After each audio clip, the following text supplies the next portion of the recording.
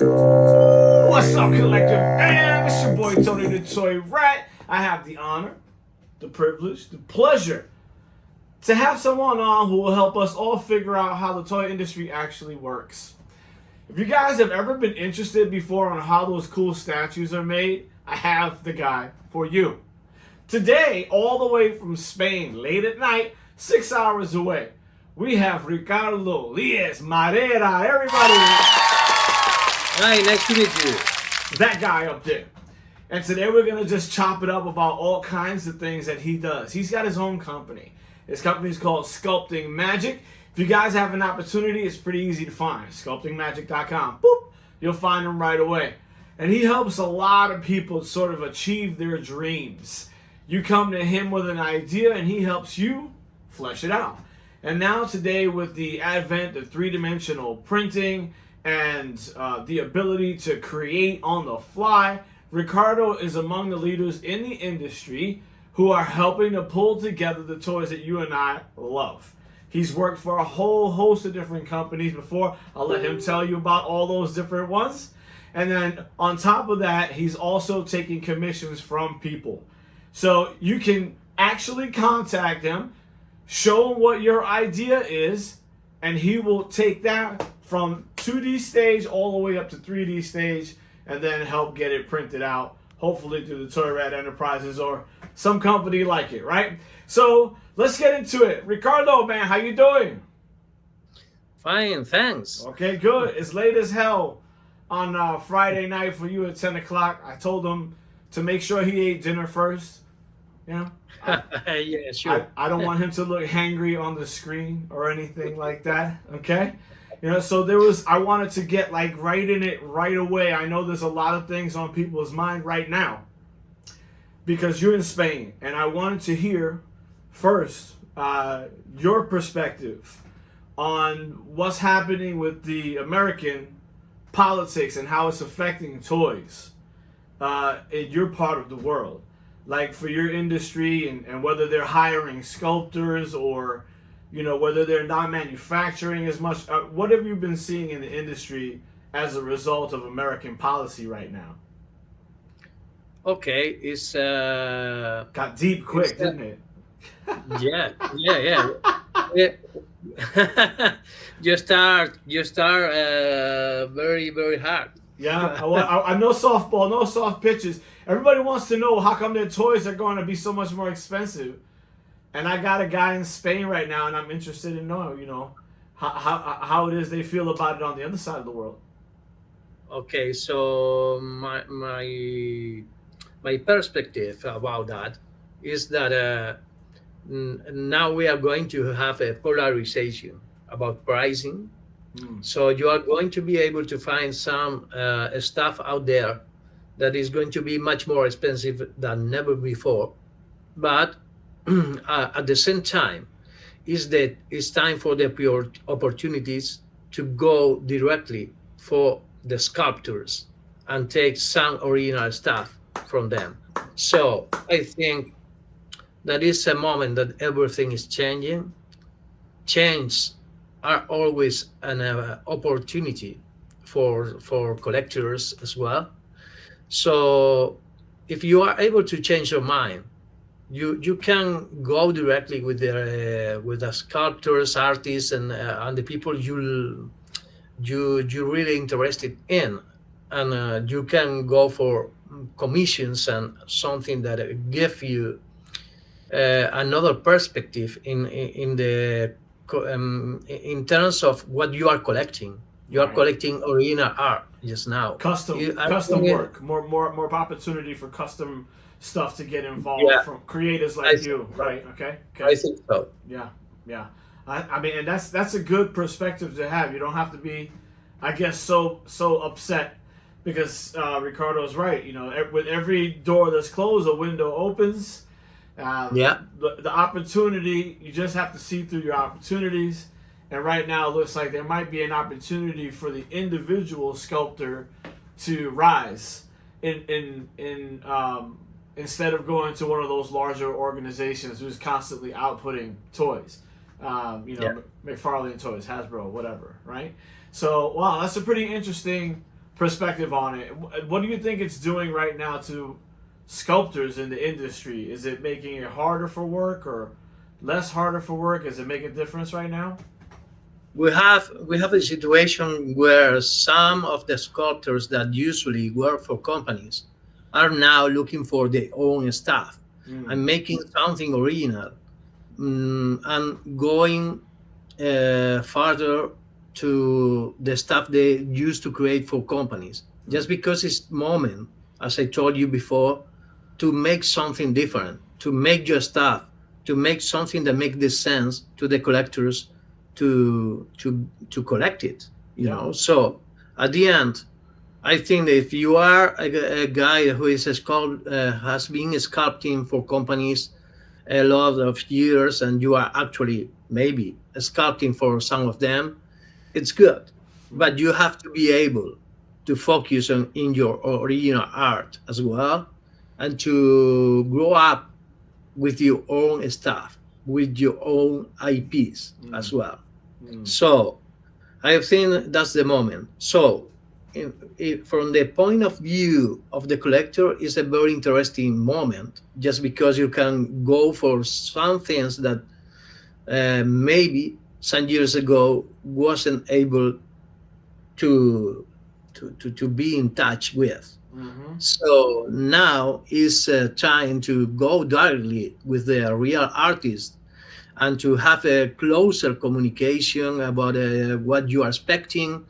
And you have the social media to send a message to the artist to say, oh, I love that one, or I prefer that another thing that I'm expecting to have. And at the end, you're able to uh, be directly with the things that you really love. Yeah. I think. Yeah. That's a great answer, man. That's a great answer. So, okay, cool. Listen, I hit you with a hard one at the beginning because I want to make sure you're awake. I said it's late. It's so late over there. I didn't want him to fall asleep to the first question, right? So, Okay. for those of you interested, this is all you do, right? So, this is your whole life is about sculpting right now, Yeah, right? exactly. So, how many Yeah. years now? Just so everybody knows, we are talking to an expert. How many years have you been professionally sculpting? The last 15 years. 15. Okay? So for 15 years, he's worked for a host of different companies. Can you tell us what companies you've worked with before? I have been sculpting for board games, for example. For the TMG, the game was Crusaders, and it was a very important quick starter campaign around that. And I sculpt all the miniatures for them, for example. And I have been sculpting some Disney stuff as well. Disney. And I have been sculpting some You did video some games. turtles too. You did some turtles, right? Yeah, Yeah. exactly. And I have been sculpting as well for League of Legends characters, statues. And I've been working for America, Europe, and Asia. Wow. So he's touched on so many different types in that whole setup in there, and different people he's worked with before, which is kind of cool. And in those setups, when you were working with those companies, I think it's interesting for the collector to understand some of the process, right? Okay. Because we watch a cartoon, and then the toy comes out, and I go to the store and I pick up the toy. Okay, anyway, that was the 80s and 90s. I'm old. I don't know what you want me to tell you, right? But back in the day when Toys R Us was around, I know I sound really old, but back in the day when you go to a toy store, and you still can go to some, you'd watch the cartoon, and then you'd beg your parents to take you to the store and get He-Man or Transformers or whatever it is. But you never think about what it takes to go from the brain to in your hands playing with it as a toy. So as a I'll call you a developer because you're more than just a sculptor. And that question really is with regard to putting a toy in a kid's hands. It starts in somebody's brain and it winds up over there. Can you tell us some of the process on how it is you work to make that happen? Okay, so it's different depending on who is working with you. It's not the same to when you are working for a big company or if you are working for a medium studio or something like that, or if you are working directly in a personal commission for some collector. So, for example, if you are working for a company, you have a very defined structure, and you have the art director, you have the concept artist, and you receive normally a very detailed briefing about what they are expecting from you Okay. and what you have to do, the style, the pose, But the so that means diorama. they have an artist working with you then. Is that somebody's drawing it up to show you what they want? Sometimes. Sometimes, Okay. but sometimes they give you directly a briefing, Okay. a briefing with Just all verbal, the just talking, only talking, and then you're and give you some images and everything. So okay. when you receive it and you receive all the art direction about what they are expecting you build up or sculpt up, is the first stage that you make a fast block out. That is a kind of general values and the standard pose of the character, for example, Okay. and everything No in details. terms. That's no details. Just a big blocky. Okay. Yeah, Okay. exactly. Okay. In Okay. order to check that everything in terms of dimensions, in terms of dynamic pose, in terms of elements and everything. So when you got it ready, you go for every single stage. For example, Yeah. if you are talking about a character, you have to be able to represent exactly that character and the expression that it must have in that pose and that statue, and you don't have any margin to put your part on that. Yeah. Yeah. Your stamp. It has to be exactly what they want. Yeah, You sometimes. can't make it. You can't make it your way. You know. You know. Yeah. Okay. I get Yeah, it. but other times I had the pleasure to work for some companies that give me the freedom Ah. to make something respecting the standards they are looking for, but giving some freedom to make some artistic mm, Decisions. Right. interpretations, yeah, Interpretations. transitions, Okay. and you are able to make some things, but it's a privilege Hmm. to if you receive that freedom. Okay.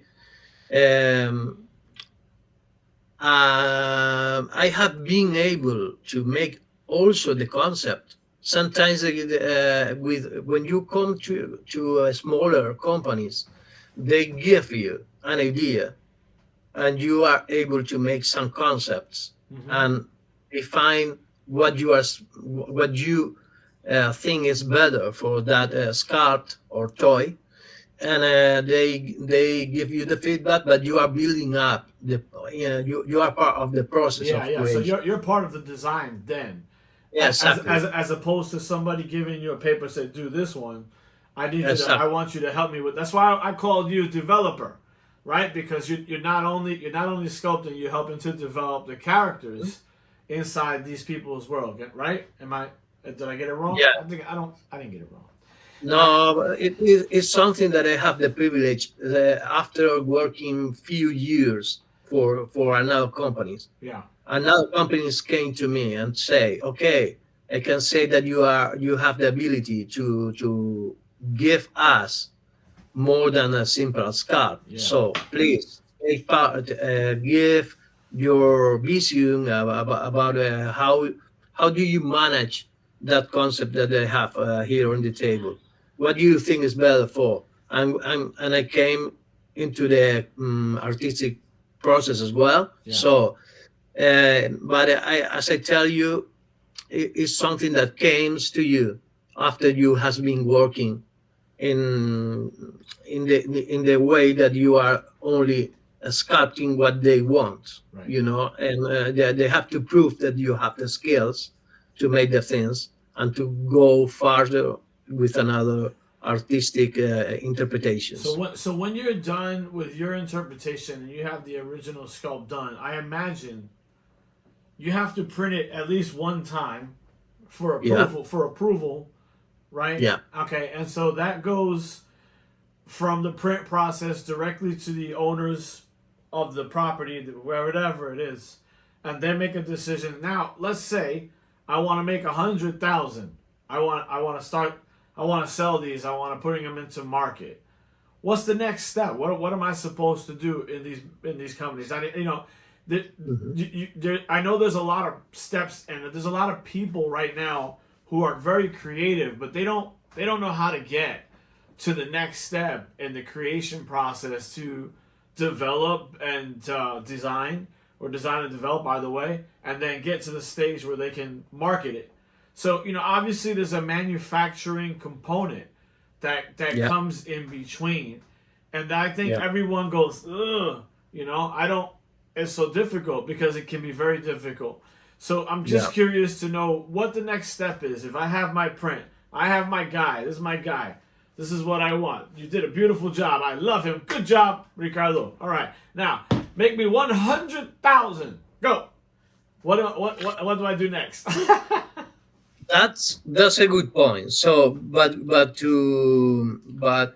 to give you an answer, we have to go a little bit Back. back. Rewind. Okay. Yeah.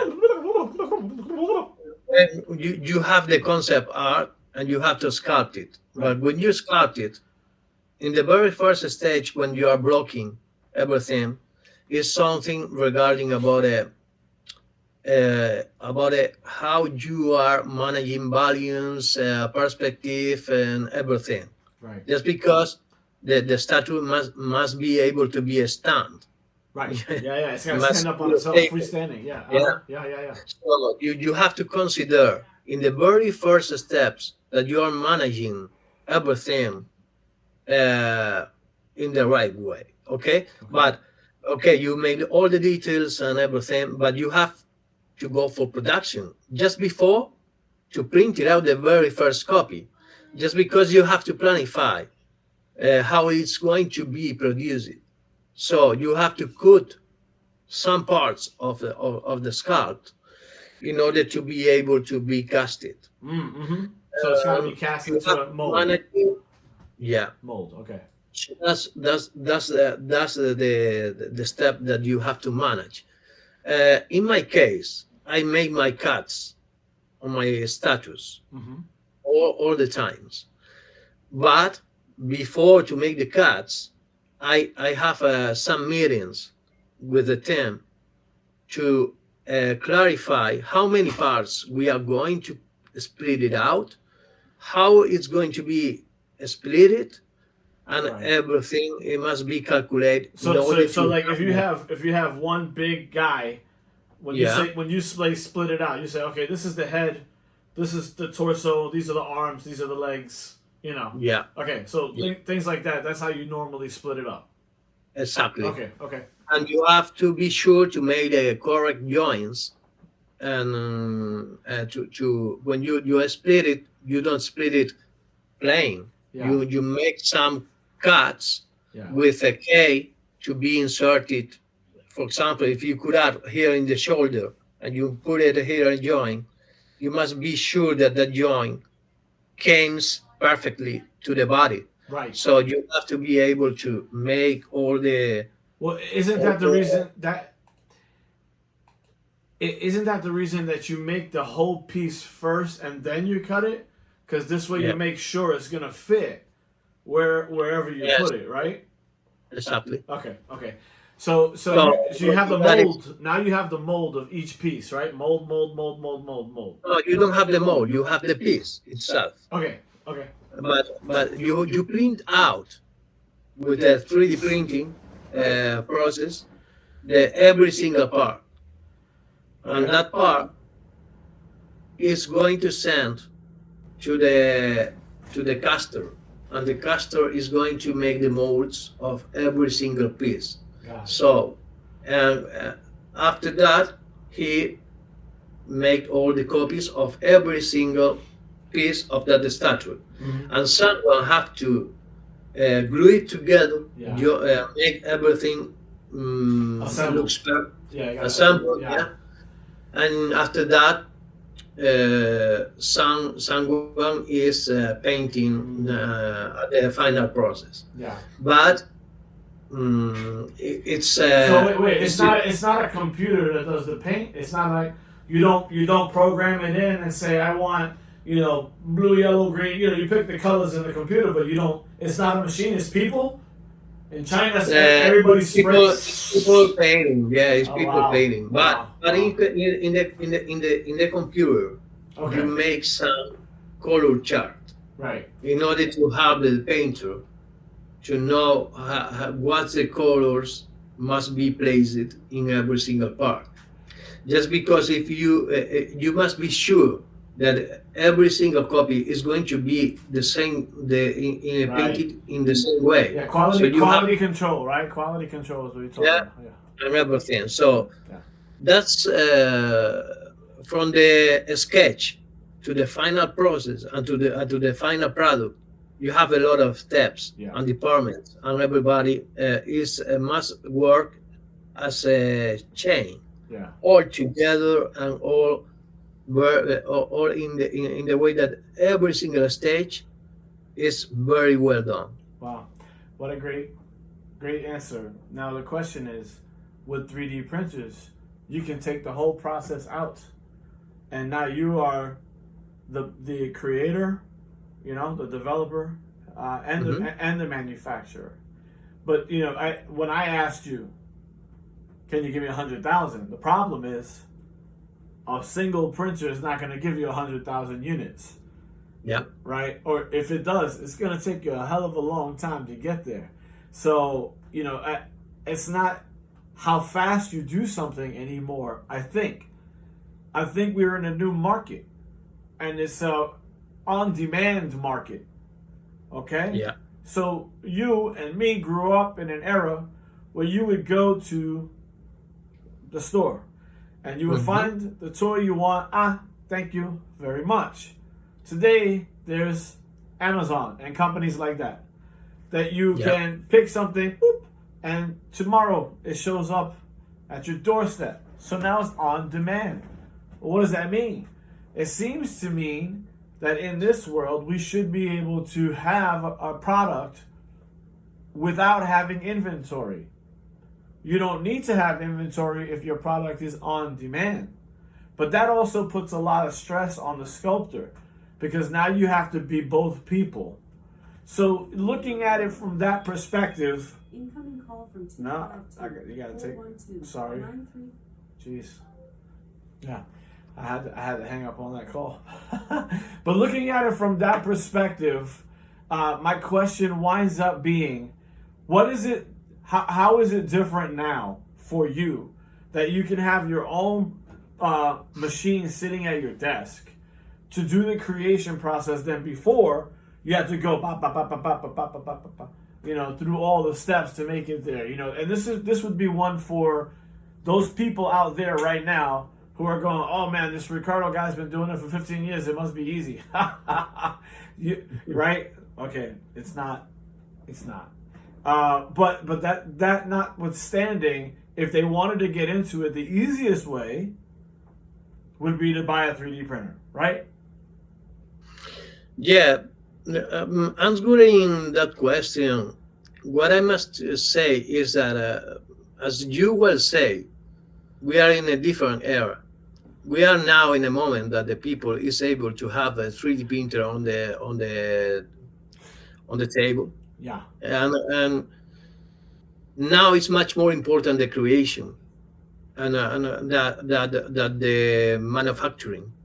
Right.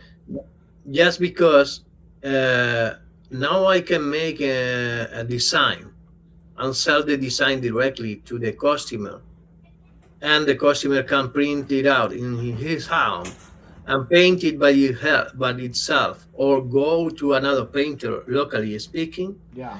and you have a very special product, just because it's not it's something that you make by your side, Yeah. and you put some of you on that. Yeah. Yeah. Your heart's invested in each one of those products that you guys Yeah. are putting out, each one. I think for me it makes it easier because now you can prototype. So, before, for example, like if my company, the Toyrat Enterprises, wanted to go to get a prototype, just one unit. Hmm. If I go to someone who is a professional sculptor, Hmm. these guys they work hard. They're not free, but they can be very expensive here in the States. I had a quote one time for one design for like $6,000, and Yeah. that's just a design. I thought it was going to be that was very high, and that was designed and printed. Okay, and the individual who offered me that number was pretty typically used to getting paid that number.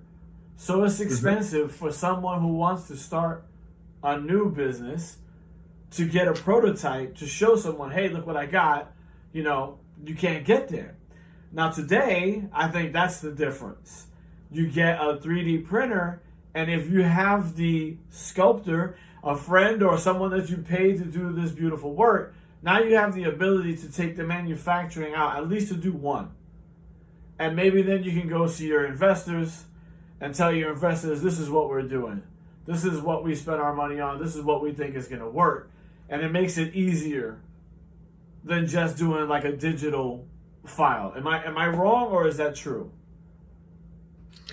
Yes, I think that is a moment when you, as I told you, you can talk directly with the sculptor. So you can manage the things in terms that, for example, I have been working for some companies that was in a very early stage, okay, and they want to make some sculpts collection. So I tell them, okay, I give you nice numbers in order you can go for short production or prototyping, for in order you look for your investors and these kind of things. Yeah. And we can talk about make a long-term relationship, where I make the work for you. You pay me some amount, but as well, I came part of your company just because I believe in your project. And that's something that really makes the sense, just because the sculptor has the opportunity to grow up with that new company, Right. being part of that company, and of course being paid for some work, but in a different way. Okay, so I think that these new windows that are opening now, the digital era, is something that is really, really, really amazing. I born in 1973. Okay, I'm no, sorry, you said no, no, 1937? 1933. Yeah, 1937. Yeah, No. yeah, No, not no, 1937. no. I'm, I'm, I'm 51. Okay, Okay. I'm 51. Well, yeah, you're old, man. So That's just so you guys know. That's really old. Okay, go ahead. yeah, okay. No, what I'm trying to tell you is that when I born, the only way to get something is go to a comic store, or Yeah. go to a toy store and look for some stuff there. Yeah. But you wasn't able to look for anything, just because internet Didn't exist. It wasn't there yet. Yeah. exactly. Yeah. So you don't have that tool No. nowadays. You not only have the internet, you have a specific forums, Mm-hmm. you have social media, Mm-hmm. you have different professional channels where you can find all you want, and you can have a direct connection with the artist. So I think that sometimes people don't don't understand the real dimension about that. Yeah. It's something amazing, Yeah. you know. Well, I mean, it's incredible that the capability exists now for me to Yeah. be able to, first of all, talk to you in Spain right now. How stupid is this? I'm talking to my buddy in Spain right now, and it's like nothing. I think we take a lot of things for granted. This is obviously the communication. I'm recording on 4 different devices while I'm doing it. I mean, it's kind of ridiculous, the things that we're capable of doing. But I think sometimes what gets lost is just because we have the technology doesn't Yeah. mean that you don't have to have somebody who needs to know how to operate it. So it's Yeah. not just a printer, guys. He said 15 years, 15 years. So in 15 years' time, somebody had to teach you ZBrush. Somebody had to help you mold those skills. Or was it just you all by yourself? Because 15 years ago, I'm not even sure ZBrush existed. I don't know when it came in, but I don't think it was here 15 years ago. Probably called something else. I know a lot of people were using things like Maya and Yeah. yeah, like really hardcore Yeah. 3D software type stuff. So 3D Max as but well. 3D Max. That's what I was thinking. I was thinking 3D Studio Max. I know some of that, just enough to be dangerous, but nothing like what you guys have now. So if someone wants to start, like right now, and they want to develop their skills, what software do you think is the best one, like for helping them to develop these early skills and get used to modeling? My my advice is to start with two softwares, Blender Blender. Okay. and ZBrush. Okay. If Well, you Blender's learn free. Blender and Blender's ZBrush, free. ZBrush not free. yeah, exactly. But I tell you something. Uh, Nowadays, if you are able to learn Blender and you can sculpt something with a free software, and after that you make the step to go to the professional stage, paying the license for the ZBrush is something that is not the pain, Yeah. you know. It's something that makes the sense just because it's your main tool to make the things, and it's something that really, really, really change the rules, Yeah. you know. Yeah. When I started, I had the only payment softwares, no free softwares. Right. Okay, Yeah. Yeah. only payment. Yeah. 3D Max, Maya, and I have others. But the thing is that the problem was that to learn the softwares in 90s was much more difficult than today, just because you have millions of tutorials Yep. to learn. Yep. You have million. So it's very easy to learn some software nowadays. You have all the information out there. Wait. I want to be clear. Is guys? He's not saying it's easy to master. He's saying it's easy to learn. Just because you pick it up in the instant, YouTube tutorials and watch 100 hours, you're not going to be a master. He still has been doing it for a multitude of years. So don't think you're going to buy software that's going to make you instantly fantastic, because you got to learn this shit. Because you don't learn this shit, you're just going to have expensive software. That's all. All right? That works the same for Photoshop or anything else you buy from a graphical standpoint. It doesn't have to be ZBrush, right? Anything you learn, it's going to take you a while to get to the master's stage. So I wanted to clear that up, because he was like, yeah, just buy the software. No. How No. many hours of like self-training do you think you have done to get to the point where you are right now? With no lie, no bullshit. How many hours you think you spent? It's very difficult to answer you. I know. That question. Try it. It's Try very it. difficult. Yes, no. I can tell you something. What? It has been the last 10 years taking a lot of nights sculpting and taking a lot of nights trying to learn a lot of skills that is not only about a ZBrush, it's about anatomy, it's about drawing as well.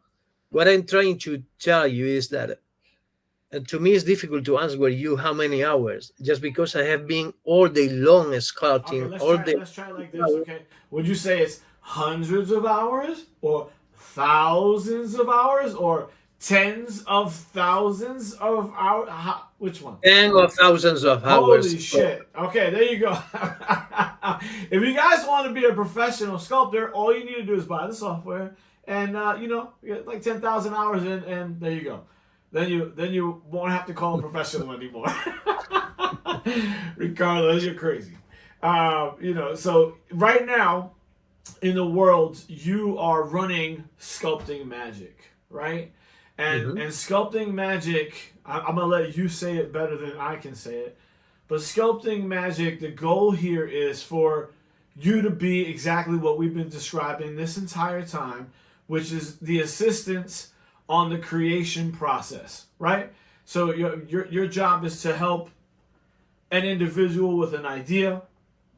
They come to you, they say, Ricardo, help me. I got a thing I'm thinking. Can you help me to do this? You say yes. Do you sketch for them first, or you just go straight to the model? The very first thing I make is a meeting. What it means, I want to be face by face. Now we have the technology to yeah.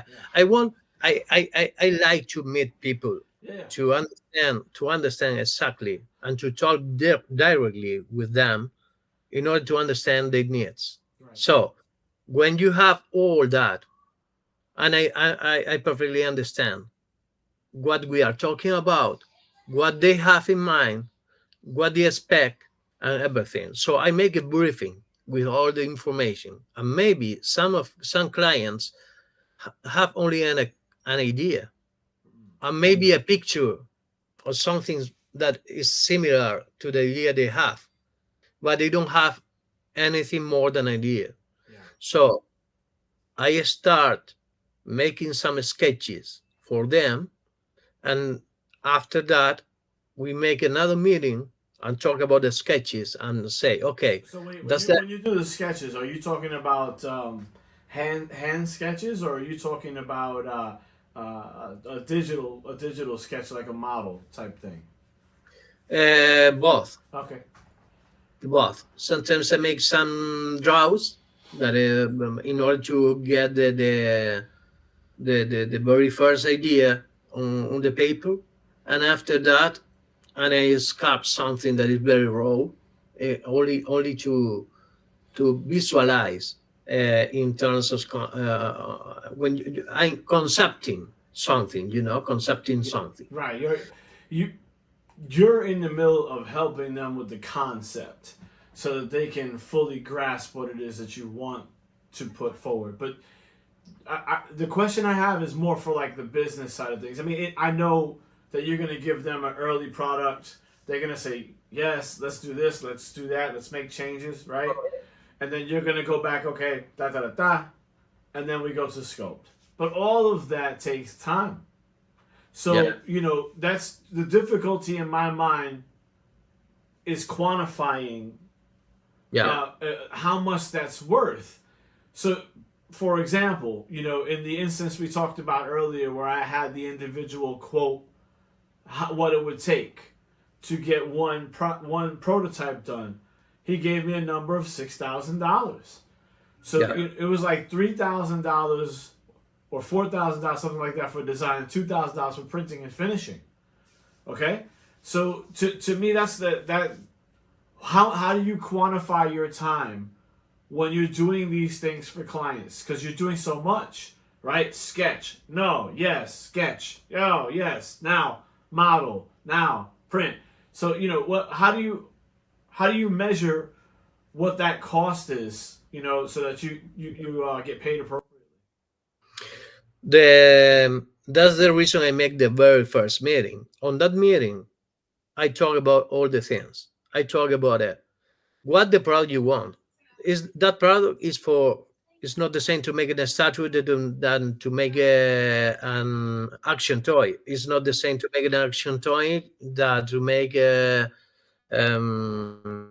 some bust. structure that must be functional and make something. Okay, maybe must be made in a specific material just because some of the considerations you have in your product it must be done with transparent parts, or maybe must be resistant.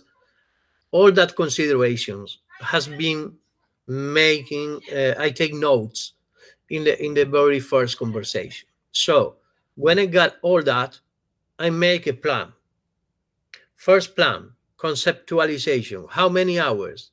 And I put a number of hours. After that, very first blocking, sketches, and everything. So that a number of hours. So I make some blocks defining all the steps and the number of hours I'm going to spend on that. So after that, I put another considerations that is about it. For example, you only have two modifications. What Okay. it means?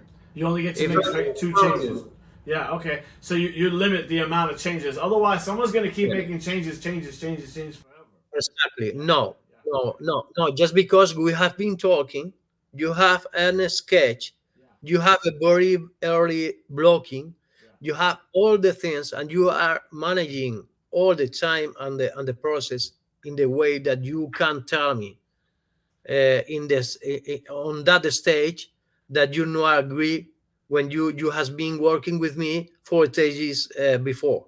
right, You know, yeah, that's the way I manage every single project. Just because it's something I can measure, define, and monetize. right. Oh wow, you see that, guys? You just got a little lesson, little 101. Did you see that? Okay. There was three easy steps he just gave all of you guys there. So if you're listening to the how-tos on how to create your own, I want to remind everybody, just in case you're on this channel for some crazy reason and you don't know who the hell I am, I'm Tony the Toyrat. I'm usually invested in opening and playing with toys, but now I have been talking with Ricardo Marera on the other side of the world, and we're talking about everything, but basically under the sun about the creation of toys and how sculptors have to go about that process. So if you're watching this right now, he just gave a little bit of a lesson on what you should probably start doing if your intent is to get involved with clients who are going to make requests of you. So while you're talking about clients and working with them, Ricardo, while you're talking about those, what kind of things do you think you can do if for some reason your client hasn't paid you in full? Is there do you think there's any recourse for a sculptor, an artist, anybody really, who is commissioned to do the work, and then the other party they want to they expect the work from you, or they don't want to pay for the end of it? What can you do? What do you think? What do you have in your ability to do? Okay, from experience, I learned some very important lessons just because I had that fail in the past. So I take some decisions about that. The very first decision is about to understand. That's the reason I want to meet the people face by face. When someone meets you face by face, you can see a lot of hidden things. You know if that guy looks serious. You know that guy give you some feeling about what do you feel when you speak with that client? You receive some information that is not about the work, it's not about In the U.S., we say it's the vibe. It's the vibe. the vibe. Yeah, exactly. So the vibe is something that gives you the very first information about who is in front of you. And that's the very first thing. The second thing is to manage everything in the way that you have the opportunity to block your work. And when you block your work, you say, okay, from that stage to that stage, you have to pay me 50% of the total amount. And from that stage and that stage, you give me the another 50%. Is that's an example. You can manage as you want. But when you do it, blocking everything and doing the things on the way, it, everything is easier. So Yes, to me, I think you have to protect yourself. You know, yes, and I hate it. I hate it. I hate it that it's so hard to say, you know, you can't just, not anymore anyway, you can't just be a business with somebody and just trust everything. So, you know, when you're in the delivery process, you know, you gotta protect yourself. You gotta put some verbiage over the top or something like that that makes it unusable. You know, and I think maybe if for some reason you're working with a client and, you know, oh, hurry up, I gotta have it. Okay. And you bust your ass and you give it to them because you trust them, and they take the product but they still don't give you the money, then you have to take their ability to use it. You know, if they want to license it or produce it somewhere, well, guess what? You didn't pay me for my work. You know, so I think there's a couple ways for you guys to. I was just curious how you do it, but I know there's a couple ways to make sure that when you've done the work, that it's there for you to get paid, because that's bullshit. You said nobody should have to do a bunch of work and then, you know, not get paid for the work that they did. So you gotta respect the artists. And I'm talking to you guys now. These guys are artists. This is what they do.